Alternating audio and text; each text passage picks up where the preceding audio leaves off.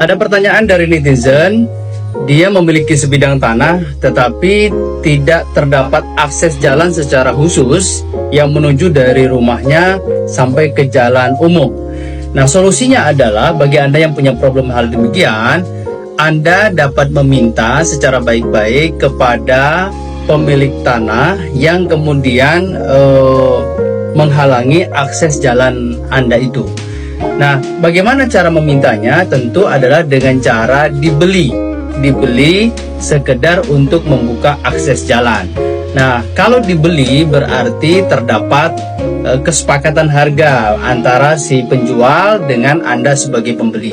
Nah, tentu kesepakatan harga itu silahkan kemudian dibicarakan.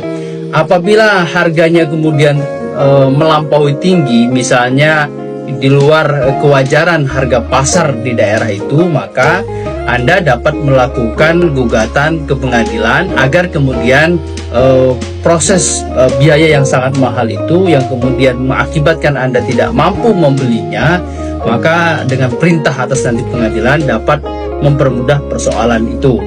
Nah, tetapi nanti jalan mana yang kemudian Anda harus minta adalah jalan akses jalan yang kemudian terdekat dengan jalan umum atau terdekat dengan perairan umum. Itu yang kemudian diminta. Jadi bukan akses jalan yang kemudian jauh dari jalan umum atau perairan umum. Nah, itu yang kemudian Anda dapat lakukan, minta kepada pemilik tanah itu agar menjual tanahnya kepada Anda sehingga terbukalah akses jalan itu. Nah, itu yang kemudian dapat istilahnya Anda lakukan. Nah, kalau misalnya pemilik tanah itu juga tidak mau menjual tanahnya kepada Anda, meskipun ternyata yang dibeli itu tidak banyak ya, yang terpenting Anda bisa masuk saja begitu, maka Anda juga dapat melakukan gugatan ke pengadilan atas perbuatan melawan hukum karena telah mengakibatkan kerugian kepada Anda